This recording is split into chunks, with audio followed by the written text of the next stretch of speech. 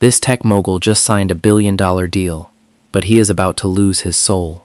20 years ago, a stranger pulled him from a burning dorm room, saving his life. Today, that hero is sleeping on the sidewalk outside his office, and the billionaire just walked right past him. The rain is not gentle. It hammers the pavement outside the Silicon Valley Innovation Summit, like the sky is trying to drown something it cannot forgive. The storm has been going for hours, turning the streets into rivers, but the people inside do not care. They are warm. They are dry. They are powerful. And power, as Marcus Hale has learned, is the best insulation against discomfort. His black electric sedan pulls up to the curb, silent as a ghost. The door has not opened yet. Inside, Marcus sits perfectly still, adjusting his platinum cufflinks. His suit is custom-tailored. His watch costs more than most people earn in a year. He has just closed a deal worth $1.3 billion. His face will be on the cover of 3 magazines by the end of the month. He is untouchable. But then he sees him. Through the tinted glass, Marcus's eyes land on a figure huddled against the building. A man, black, middle-aged, soaked to the bone. He is sitting on a piece of flattened cardboard that is already disintegrating in the rain. His clothes are layered, but thin. His shoes have holes. In his hands, he holds a sign. The ink is running, but Marcus can still make out the words. Veteran. Anything helps. God bless. The man is not looking at anyone. His head is bowed. His shoulders are hunched. He looks like he is trying to disappear. And then, as if he feels the weight of a stare, the man lifts his head. Their eyes meet. For 3 seconds, the world stops spinning. Marcus's breath catches. His hand freezes on the door handle. His heart slams against his ribs, because he knows that face. It is older now. The skin is weathered. The beard is streaked with gray. The eyes are tired in a way that goes deeper than sleepless nights. But Marcus knows him. He knows him the way you know a scar that has never fully healed. The man outside is Elijah Monroe, the same Elijah who dragged Marcus out of a burning dorm room in 2012, when the smoke was so thick Marcus thought he was going to die. The same Elijah whose hands were burned so badly the doctors said he would carry the scars for the rest of his life. The same Elijah who asked for nothing in return, who smiled through the pain, who said, "Just glad you made it, man," and then disappeared into the background of Marcus's life, like he was never there at all. And now he is here, sitting on the sidewalk, outside Marcus's event, holding a sign in the rain.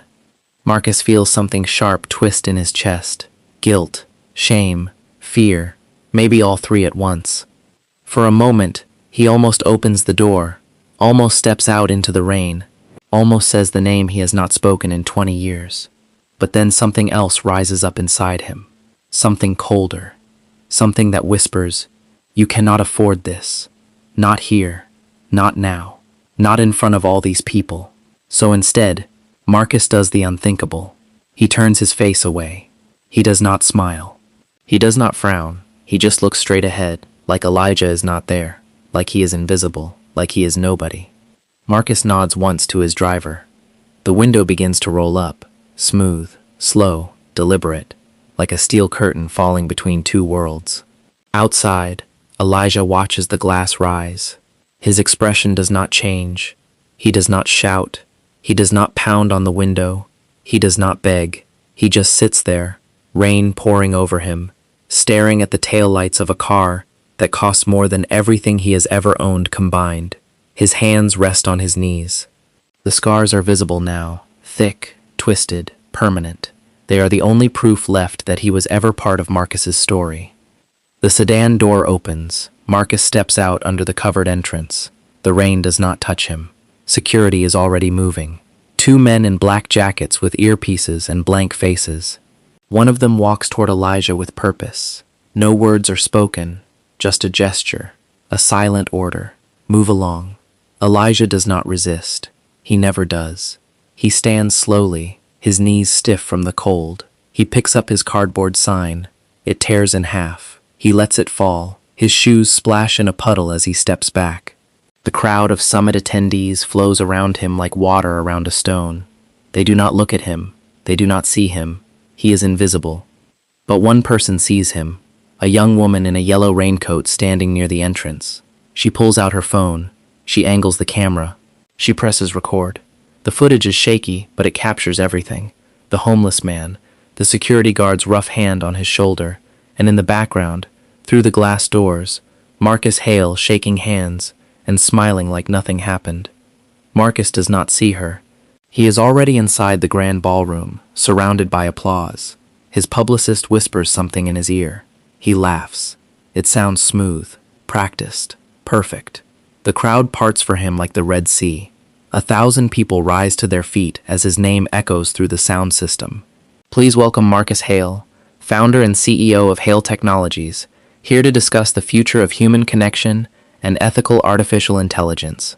The irony is loud enough to drown out the thunder. Marcus walks to the podium. The lights are warm on his face. The crowd is eager, hungry. They want to hear him speak. They want to be inspired. He clears his throat and begins. I believe, he says, his voice deep and commanding, that technology should never replace humanity. It should enhance it. It should remind us of our deepest connections, of the people who shaped us, of the moments that defined us. He pauses for effect. The audience leans in. They nod. They take notes. They believe every word. Outside, Elijah is walking away, slowly. His shoulders are still hunched. His hands are buried in his pockets. The security guard watches him until he disappears around the corner. Then the guard returns to his post. Another problem solved. Another inconvenience removed. The rain keeps falling. The world keeps turning. And Elijah keeps walking, alone, invisible, forgotten. But the woman in the yellow raincoat is still recording. She stops the video. She types a caption. Billionaire CEO walks past homeless vet in the rain while talking about human connection inside. She hesitates for only a second. Then she hits upload. Within 30 minutes, the video has 5,000 views. Within 2 hours, it has 50,000. By midnight, it will have over 1 million. And by tomorrow morning, someone will find an old college newspaper clipping from 2012. The headline will read, Unknown student saves peer from dorm fire, refuses recognition. There will be a photo. 2 young men, one with bandages on his hands, the other with tears in his eyes. The internet will connect the dots. The homeless man is not a stranger. He is the ghost Marcus tried to bury. And some ghosts refuse to stay dead, because the rain keeps falling, the applause keeps ringing, and Marcus keeps talking about connection while standing on the grave of the only one that ever truly mattered. His billion-dollar deal is signed. His keynote is flawless. His reputation is golden. But outside, in the rain, a debt is coming due, and this time, no amount of money will be enough to pay it. The screen goes dark for a moment. Then it comes back, but the year is different now. It is 2012. The location is a college dormitory 3 hours outside of San Francisco. The building is old. The walls are thin. The fire alarms have been broken for 2 weeks, but the maintenance request is still pending. It is 11:30 on a Thursday night in October. Most students are asleep. Some are studying. A few are still awake, scrolling through their phones, unaware that in less than 3 minutes, everything will change. The fire starts in the basement. An old electrical panel, a spark, a pile of forgotten laundry too close to the wiring. The flames are small at first, quiet, almost polite. But fire is never polite for long. Within minutes, the blaze is climbing the walls, eating through drywall and insulation, spreading through the ventilation shafts like a living thing with a hunger that cannot be satisfied. The smoke comes first, thick, black, choking. It fills the hallways, it seeps under doors, and by the time the students realize what is happening, it is already too late to run. Marcus Hale is 20 years old. He is a junior studying computer science on a partial scholarship. His dorm room is on the 3rd floor. He is not asleep. He is hunched over his laptop, writing code for a project that is due in the morning. His roommate is gone for the weekend. He is alone. The first thing he notices is the smell. Burning plastic, burning wood, burning something he cannot name. Then he hears the screaming. He stands up, opens the door, and the smoke hits him like a fist to the chest. He stumbles back. His eyes are burning. His lungs are on fire. He cannot see. He cannot breathe. He tries to move toward the stairs, but the hallway is an oven. The heat is unbearable. He drops to his knees, crawls. His hand touches something hot.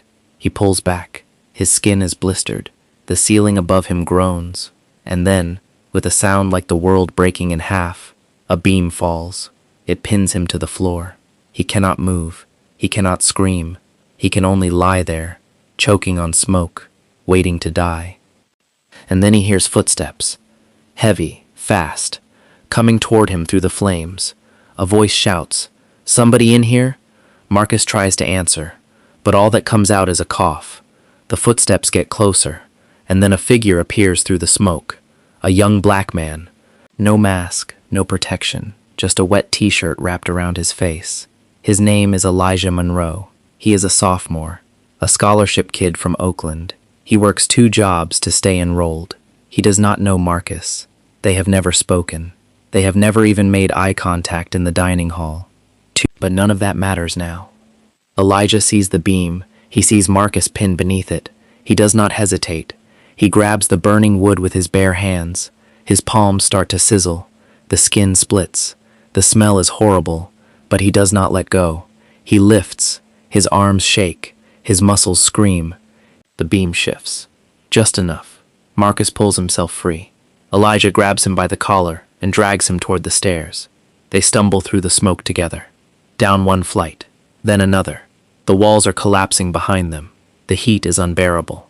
But Elijah does not stop. He does not let go. And when they finally burst through the front doors into the cold night air, Marcus collapses onto the grass, gasping, alive. Elijah falls beside him. His hands are ruined. The palms are black and red and raw. Blood mixes with ash. An ambulance arrives. Paramedics rush over. They wrap Elijah's hands in gauze. They ask his name. He tells them. They ask if he is okay. He nods. He looks over at Marcus, who is being loaded onto a stretcher, oxygen mask over his face, tears streaming down his soot-covered cheeks. Their eyes meet one last time. Elijah smiles, a small, tired smile. "Just glad you made it, man," he says. And then the paramedics take him away. That is the last time Marcus ever speaks to him. The years pass like pages turning in a book nobody reads. Marcus graduates with honors. He lands a job at a tech startup in Silicon Valley. Within 3 years, he launches his own company. Within 5, he is a millionaire. Within 10, he is a billionaire. His face is on magazine covers. His name is in headlines. He gives TED Talks about innovation, about resilience, about the importance of hard work. He tells his story often. The fire, the near-death experience, the moment that changed his life. But he never mentions Elijah. Not once, not ever. The name disappears from his narrative, like smoke in the wind. Elijah's story goes in the opposite direction. The burns on his hands never fully heal. He loses sensation in 3 fingers. He cannot hold a pen for more than a few minutes without cramping. He cannot type. He cannot do the kind of detailed work his scholarship required. He drops out after his junior year. He tries to find work, but the jobs that do not require a degree also do not pay enough to live on. He joins the army, serves 2 tours, comes home with scars on top of scars. No family, no savings, no safety net. He ends up on the streets, not because he is lazy, not because he is broken, but because the world has a way of forgetting the people who give everything and ask for nothing in return. And now, in 2026, Marcus stands on a stage inside a glass tower, speaking to a crowd of investors and innovators about dignity, about lifting people up, about remembering where you come from. His words are beautiful, polished, empty. The audience applauds. They are moved. They are inspired. They do not know that the man whose dignity Marcus is pretending to care about is standing outside in the rain, being shoved away by security. Elijah does not make it past the lobby. He tries. He sees a flyer for the summit. He thinks maybe, just maybe, if he can get inside, if he can get close enough, Marcus will see him, will remember, will help. But security stops him at the door, a hand on his chest, a voice that is polite but firm. "This is a private event, sir. You need to leave." Elijah looks past the guard. He can see Marcus on the balcony above, looking down. Their eyes meet for the second time in 14 years. Marcus does not move. He does not wave. He does not nod. He just stares. And then he turns away. Elijah's shoulders drop. He nods slowly. He understands. He has always understood. He turns and walks back into the rain. His hands, scarred and stiff, hang at his sides. They are the only witnesses left, the only proof that he was ever part of Marcus's story. The security guard watches him go, then returns to his post. Another problem solved, another invisible man erased. But inside, Marcus cannot focus. The keynote continues, but his mind is somewhere else, somewhere dark, somewhere burning. He can still smell the smoke. He can still feel the weight of the beam on his chest. He can still see Elijah's hands, wrapped in gauze, dripping blood onto the grass. And for the first time in 20 years, Marcus feels something he has spent a fortune trying to avoid: shame. The video uploads at 6:47 in the evening. By 7:15, it has 3,000 views. By 8:30, it has 30,000. By 10, it has crossed 100,000, and the comment section is on fire. People are angry. People are hurt. People are tagging Marcus's company, his investors, his PR team. The algorithm picks it up. It starts recommending the video to millions, and by midnight, the world knows. The footage is only 90 seconds long, but it is brutal in its simplicity. It opens with a wide shot of the rain-soaked street outside the Silicon Valley Innovation Summit. The camera is shaky, but the image is clear. A black man sitting on a piece of cardboard, soaked, tired, holding a sign. Then the black sedan pulls up. The window is tinted, but you can see the outline of a man inside. The two figures lock eyes, just for a moment, and then the window rolls up. The man outside does not move. He does not shout. He just watches. Then security approaches. A rough hand on the shoulder. The homeless man stands. He does not resist. He walks away, slow and dignified, disappearing into the rain. The video cuts to Marcus inside the building, smiling, shaking hands, laughing. The caption reads, "Billionaire CEO Marcus Hale ignores homeless vet outside his event while giving speech on human connection." The irony is not subtle. It is a sledgehammer, and the internet swings it with force. But the video is only the beginning. By midnight, someone finds something else. An old college newspaper, the Northern California Student Observer, October 18th, 2012. The headline reads, "Unknown student saves peer from dorm fire, refuses recognition." There is a photo. Two young men sitting on the grass outside a burned building. One has bandages wrapped around both hands. The other has a blanket over his shoulders and tears on his face. The article is short. It identifies the victim as Marcus Hale, a junior in computer science. It identifies the rescuer as Elijah Monroe, a sophomore who declined to be interviewed. The article quotes a fire chief. Without his actions, we would be looking at a very different outcome. Someone screenshots the article, posts it side by side with the video. The caption reads, "This is the man Marcus Hale ignored today." The post goes nuclear. Within an hour, it has been shared 50,000 times. News outlets pick it up. BuzzFeed, The Washington Post, CNN. By morning, it is the top story on Twitter. The hashtag is brutal. He forgot you. Marcus's PR team is in full panic mode. His phone is ringing non-stop. His investors are furious. His board is demanding a statement. But Marcus does not know what to say. He sits alone in his penthouse office, staring at the video on his laptop, watching it loop over and over again. The window rolling up, Elijah's face, the rain, the silence. He feels sick. His publicist bursts into the room. "We need a statement. Now. People are calling for boycotts. Your stock is dropping. We need to control this." Marcus does not respond. He just keeps staring at the screen. "Marcus," the publicist snaps. "Are you listening?" Marcus finally looks up. His face is pale.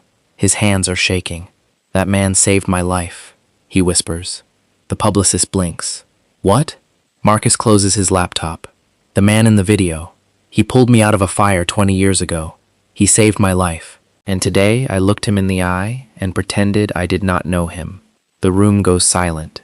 The publicist opens her mouth, closes it, opens it again. Then we spin it, she says finally. We say you didn't recognize him. We say it's been 20 years. We say you're going to make it right. We write a check. We do a photo op. Marcus holds up a hand. Stop, he says quietly.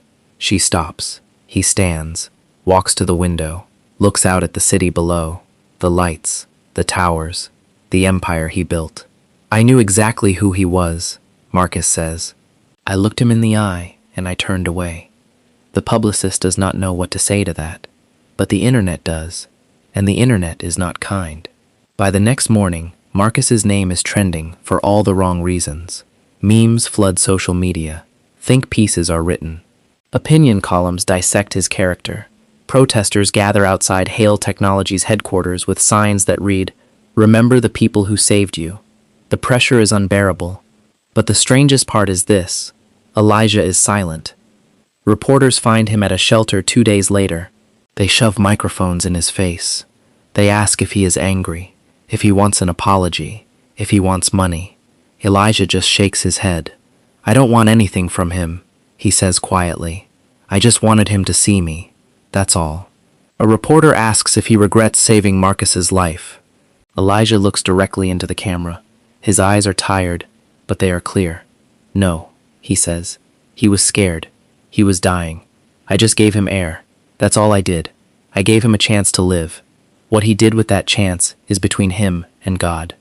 The clip goes viral faster than the first video, because Elijah's grace is more devastating than any accusation. His refusal to attack makes Marcus look smaller, weaker, more afraid. The power dynamic shifts. The billionaire is no longer the hero of his own story. He is the man who forgot. And Elijah, with nothing to his name, holds all the moral authority. He does not want revenge. He does not want a spectacle. He wants something much harder to give. He wants acknowledgement. He wants to be seen. He wants to matter. And the world is watching to see if Marcus has the courage to give him that. The video keeps looping. The rain keeps falling. And Marcus, alone in his tower, finally understands that he has spent 20 years building an empire on a foundation of silence. And now that silence is screaming. Marcus does not sleep for 3 days. He cancels every meeting. He ignores every call. He sits alone in his office, watching the videos on repeat, reading the comments, drowning in the weight of his own cowardice. His publicist keeps sending drafts of apology statements. His lawyers keep advising him to stay silent. His board keeps demanding action. But none of it matters, because Marcus finally understands that this is not a PR crisis. This is a reckoning. On the 4th day, he leaves the office alone. No security, no driver, no cameras. He walks 8 blocks in the rain to a homeless shelter on the east side of the city. The building is old. The paint is peeling. The sign above the door reads, Mercy House. He pushes the door open. Inside, it smells like industrial soap and worn-out hope. A woman at the front desk looks up. She recognizes him instantly. Her eyes go wide. Can I help you? She asks, her voice cautious. Marcus takes off his hat. I'm looking for someone, he says. His name is Elijah Monroe. The woman hesitates. He's in the common room, she says finally. But if you're here to cause trouble, Marcus shakes his head. I'm not here to cause trouble, he says quietly. I'm here to pay a debt. She studies him for a long moment. Then she nods. Through that door, 2nd room on the left. Marcus walks slowly. His heart is pounding. His hands are sweating. He has given speeches to thousands of people. He has pitched to billionaires. He has stood on stages all over the world. But this is the hardest thing he has ever done. He reaches the door, pushes it open, and there, sitting alone at a table by the window, is Elijah. He is thinner than Marcus remembered, older. His hair is mostly gray now. His hands are resting on the table, palms up, and the scars are still there, thick, twisted, permanent. He is staring out the window at the rain. He does not turn around when Marcus enters, but he speaks. I wondered if you'd come, Elijah says quietly. Marcus stops in the doorway. His throat is tight. I should have come 20 years ago, he says. Elijah finally turns. Their eyes meet. For a long moment, neither of them speaks. Then Marcus steps forward. He does not sit. He does not reach out his hand. Instead, he does something that shocks both of them. He kneels, right there on the floor, in front of Elijah, in front of the man he tried to erase. "You saved my life," Marcus says. His voice breaks. "And I let you suffer in my shadow. I walked past you like you were invisible, like you were nothing, and you were everything. You were the reason I got to live, the reason I got to build a life, and I threw you away like you never mattered." Elijah does not move. He just watches, listening. Marcus pulls an envelope from his jacket. "I want to make this right," he says. "There's a check in here, enough to buy a house, enough to live on for the rest of your life. And I want to start a foundation in your name, for veterans, for people who've been forgotten. I want to—" "Stop," Elijah says quietly. Marcus stops. "You can't buy this back," he says. His voice is not angry. It is just tired. "You can't write a check and make it disappear. You can't put my name on a building and call it even. You threw away something you can't buy back. You have to live it." Marcus stares at him. "Then tell me how," he whispers. "Tell me how to fix this." Elijah looks down at his scarred hands. "You can't fix it," he says. "But you can stop running from it. You can stop pretending it didn't happen. You can stop trying to erase me from your story." He looks up. "You want to make it right? Then be here. Not for a photo, not for a press release. Be here, with the people you forgot. Live in the mess you tried to avoid." Marcus does not argue. He does not defend himself. He just nods. "Okay," he says. And he means it. 2 days later, Marcus Hale announces that he is stepping down as CEO of Hale Technologies for 6 months. Not for health reasons, not for family reasons, for personal accountability. The press goes wild. His board is furious. His investors threaten to pull out. But Marcus does not care, because for the first time in 20 years, he is not building an empire. He is rebuilding a soul. He shows up at Mercy House the next morning at 6 a.m. No cameras. No publicist. Just him. He works in the kitchen. He mops floors. He serves meals. He sits with people whose names he learns and whose stories he listens to. And every day, Elijah is there. Not as a victim, not as a charity case, but as a man. A whole, dignified, scarred man who refused to be erased. They do not talk much at first, but slowly, over weeks, something shifts. They sit together in the common room after the dinner shift. They drink bad coffee. They talk about the fire, about the years in between, about the choices they made and the ones they wish they could take back. And one night, as the rain falls outside the window, Marcus finally says the words he should have said 2 decades ago. "Thank you," he whispers. "Thank you for giving me a chance to live." Elijah looks at him, and for the first time since the video went viral, he smiles. A real smile, small, tired, but real. "You're welcome," he says. The world does not forget. The headlines do not disappear. But slowly, the narrative shifts. Not because of a PR campaign, not because of a generous donation, but because people see something rare. They see a billionaire learning to be human again. They see a man who lost everything teach a man who gained everything what it means to have dignity. The scars on Elijah's hands become a symbol, not of victimhood, but of grace, of a man who gave without asking, who forgave without conditions, who stood in the fire and pulled someone else out, even though it cost him everything. And in the end, the final image is not of wealth, it is not of power. It is of 2 men sitting in silence in a shelter as the rain falls outside. 2 men who shared a burning room 20 years ago. One who saved a life, one who almost lost his soul. But now, finally, after all the years and all the distance and all the silence, they are equal. They are human. They are whole. Because success is worthless if it requires you to forget the people who carried you through the fire. True power is not in rising above others. It is in never letting them fall alone once you have climbed. And the only wealth that matters is the kind that remembers, the kind that kneels, the kind that says thank you, even when it is 20 years too late. That is the ledger, and it is finally, mercifully, paid in full.